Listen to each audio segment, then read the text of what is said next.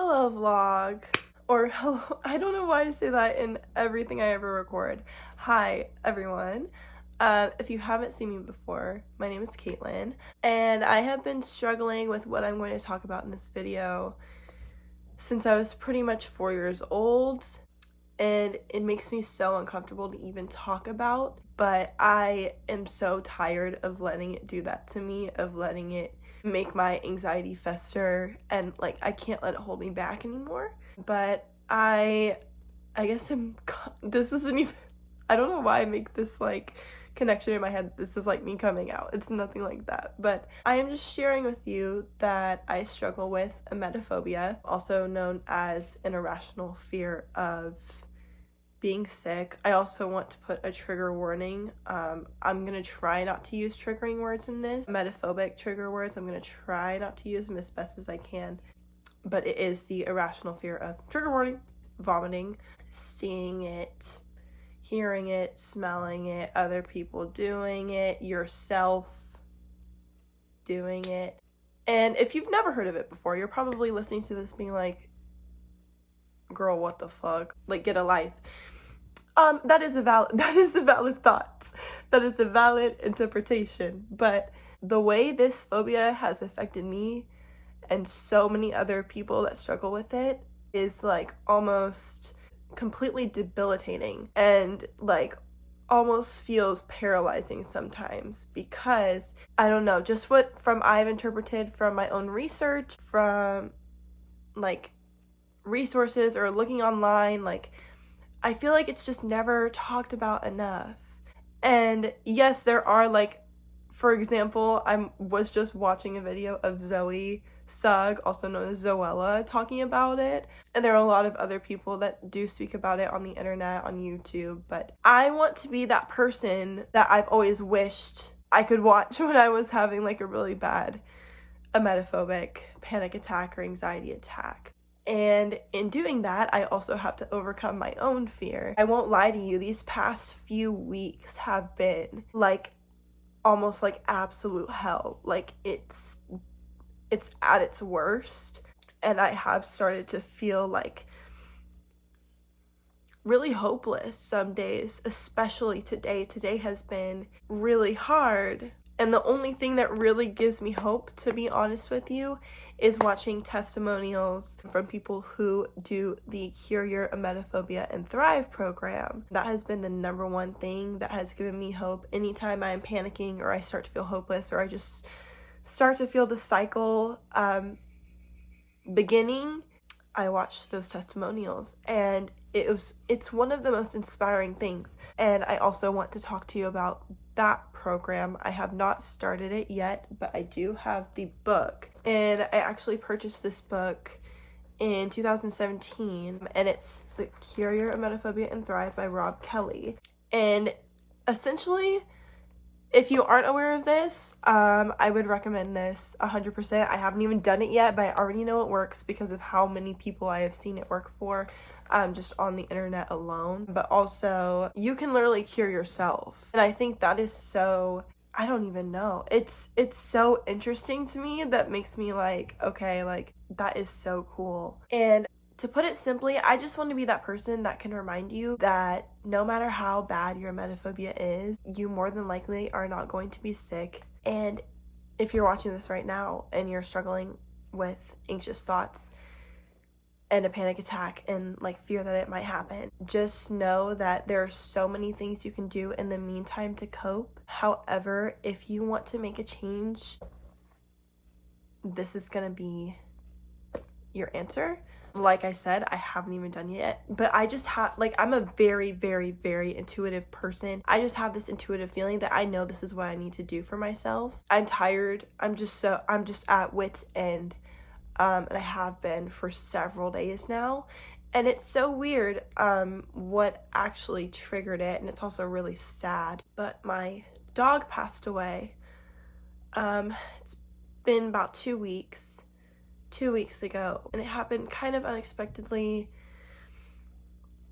at home. But the night before it happened, I just got this feeling that like I just almost knew it was gonna happen. I was crying all night long, and my dog Teddy, he had an appointment the next morning and he didn't end up making it, and my dad woke me up and told me that he didn't make it at like 4 in the morning. And that was one of the worst days of my life, because I had formed this, I mean, obviously you're close with your dog, right? But I grew up with Teddy. He always made me feel so comfortable, and he would lick my tears when I cried, and when I was sick when I was younger, like all of the traumatic times that I was sick, Teddy was there to comfort me. And so, like, yes, I had kind of created that idea that in my head, I don't even know how to explain it, but I had come to this realization that, because I would kind of think to myself, oh, well, if I got sick, like, I would still have Teddy to comfort me, and that would help me get through it. And yes, that is a reasonable thing to think. Like, obviously your dog can comfort you in any situation, but I shouldn't have to rely on my dog. I should be able to find those characteristics myself. I should be able to cope with it by myself. As much as I want to say, I wish my mom would hold me, and like, if I was gonna get sick, I would need my mom by my side. I would need this, I would need that. That is valid. However, I need to get to the root of it. I need to put my all into it, and I need to change the way I think. Because the thing with emetophobia is it's actually not at all really about being sick or V-wording. It's about the lack of control that you feel in several other aspects. If you are looking into doing this program, I would recommend doing the same thing I've been doing, kind of a little too obsessively, and I think I need to wean off a little, but I would recommend doing your own research on the Thrive program as well. There are a lot of videos on YouTube. I'll probably put some links in the description, actually, of videos of the actual author, Rob, talking about his program and the root of emetophobia, all of these things that are super interesting, especially from a psychological perspective. I've always been the kind of person that was super into psychology, so it's like really educational, but also kind of scary at the same time, but it's cool. And yeah, I also just want to mention that I apologize for my lack of content. Another reason that I want to overcome this is because it does hold me back from making the videos I want to make. It holds me back from creating the content I want to create, and I can't keep holding myself back. I simply just can't. There's so many things I want to do and be, and a person I want to be, and people I want to help, and I can't just let this fear stop me from that. I don't want to live a really long period of time in my life with this fear, or like my whole life, and then be like, oh dang, I wish I did that. Like, why did I let that affect me? You know, like, I'm kind of almost glad in a way that I am having this moment now, or like the struggles I've been having now in my life, because I can recognize how much harm it is doing me. I can recognize that something needs to change, and I am willing to take action towards that, just because I have so many things I want to achieve, and I don't want to let this stop me from pursuing modeling. I don't want this to let this stop me from pursuing being an influencer, creating content. Like, I want to do what I want to do. Like that clip of Alex saying, I do what I like to do. Like, I want to do what I like to do and not think about it to the point where I give myself a panic attack. In the meantime, I still have my safety behaviors, or my coping skills. They kind of depends which is which. I would say my number one safety behavior that is starting to have really unhealthy effects is probably taking Zofran or ondansetron, which is an antiemetic. Prevents you from V-wording. And yes, that does help me in the moment, but it is doing a lot of harm in the long run. I don't know if it's where my heart problems stem from, but I just have this feeling, because that was like the first thing they said to me when I started taking it was, don't take too much because it'll cause heart problems. Girl, I've been taking this shit since I was like 11.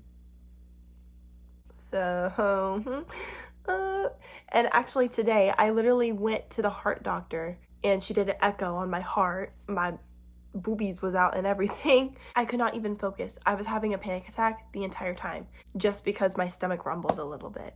And I was like, oh my God, what if it happens right now? And I just, like, I had a panic attack. I had to keep doing this the entire time basically and focus on my breathing. And I afterwards just felt like my heart was also beating so fast. They probably didn't even get fucking accurate, like, echo. And I just was beating myself up for it. And I can't keep beating myself up for it. I have to find the root of it. I have to hear myself again so I can thrive. Hashtag thrive. So I love saying hashtag. I like putting hashtags in front of things. I don't know why. It's like one of my little things. There was another thing I was gonna say. But yeah, I am just in a place right now where I am just like, fuck this. I can't keep living like this. I can't keep making excuses. I just can't. And sometimes I do give in. Sometimes I just let the panic overtake me and I take it on Dantatron. I take a clonazepam, which is a benzo that I typically take for panic attacks, and I just cry and isolate myself and feel sorry for myself. And I don't want to cry in this, but it's gotten to a point where I don't even sometimes, and it almost makes no sense to me because I know I don't want to die, but sometimes when it gets too much, I'm just like, I just wish I could stop thinking. Like earlier today, I thought, I don't even want to be alive right now. I just want to go to sleep because that is the only time I am not terrified of being sick. It's the first thing I think about when I wake up, the last thing I think about before going to bed, and that is not healthy. Like, yes, it is valid because this is something I struggle with, but that is not healthy. That is not something I should allow to continue. And I should pursue living a healthier lifestyle, doing this program, and focusing on myself. And that is it. And I can proudly say I do have a therapist now, which I've seen her a couple times, and that has also been super helpful. Working through, like, explaining this to her, like, finally opening up to someone about this. And I had in the past, I want to say it was about 14 or 15. And I had seen that therapist for a while, and then she went away. I couldn't see her. And then I just kind of was fending for myself. And then I'm going to try and edit all of the coughs out of this video because I know that could be triggering. I just have asthma, girl. I got asthma and acid reflux, which also does not help. What was I saying? Damn, they going at it out there. What was I saying? Oh my. Anyway, pretty much when my dog died and I had that first panic attack, it was like one of the worst, like almost like the very first one I ever had, where I thought I was having a seizure. My parents thought I was having a seizure. I could not come back down to earth. And grief is a 100% valid reason to feel like that. And I think while it has been one of the hardest things to endure, it's been really eye-opening, and letting go of my dog has been really hard. But part of me is grateful that it happened when it did. It didn't happen where we had to take him to the vet and put him down. We didn't have, like, it was almost like he just knew, and I knew, and my mom knew, and it just happened. And it was so sad and so terrifying, but I know that everything will be okay. Even though it still hurts, everything will be okay. But another thing is, the past couple days have been really rough, just because I have had this cold. I'm like overthinking every single symptom I'm experiencing, have been freaking out about that and just everything. So I haven't really been eating very well. I haven't been sleeping well. I've had to take Benadryl to make myself go to sleep.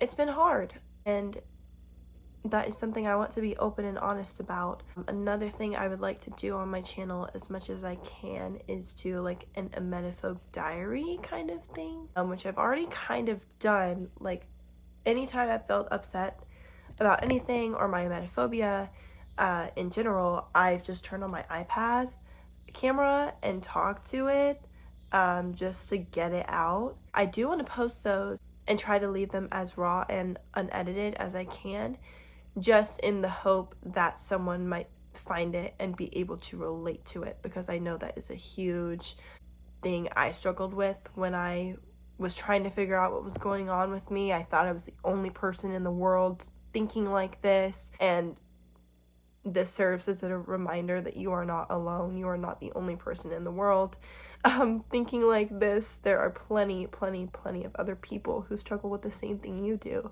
And finding that sense of relatability and community can be extremely helpful. It's been really helpful for me. It's relieved a lot of the things I struggle with on a day-to-day basis. However, when you do join online communities, I would just be cautious of, one, anything that can trigger you and trigger your emetophobia. Two, try not to go on it so much. I feel like for me personally, a way that I feed my phobia is reading more about it, other than when I watch stuff about the Thrive program, but or just like trying to seek reassurance on any platform where you can find people to relate to. It may help you like for me, it helps me feel better in the moment, and then when I start panicking later, I start thinking about everything I read earlier, and then it just kind of feeds it a little. So that is something to be cautious of if you're kind of in the same boat I am. Just for me personally, that is something that has kind of been a little more harmful than it is helpful. But nonetheless, I've still been able to get through my panic attacks without getting sick. So I'm just going to keep trying. I'm going to try and read at least one chapter of this tonight and keep you guys posted. This Friday when I get paid, I'm going to buy the online manual. Just because I think it will be more helpful. There are a lot of other resources that come with it as well. And then I did email some people for coaching or consulting through the program. So hopefully I get responses on that. But I think that's all I want to say in this, as far as I'm aware. I am still going to post the videos I wanted to post this July, even though it is mid-August, so be on the lookout for those. I'm editing a birthday week vlog and a July/August favorites video, so be on the lookout for those. But other than that, thank you so much for watching. Look in the description below and I will leave some resources for anyone who may be struggling with this as well. And yeah, I love you so much. Thanks for watching. Bye.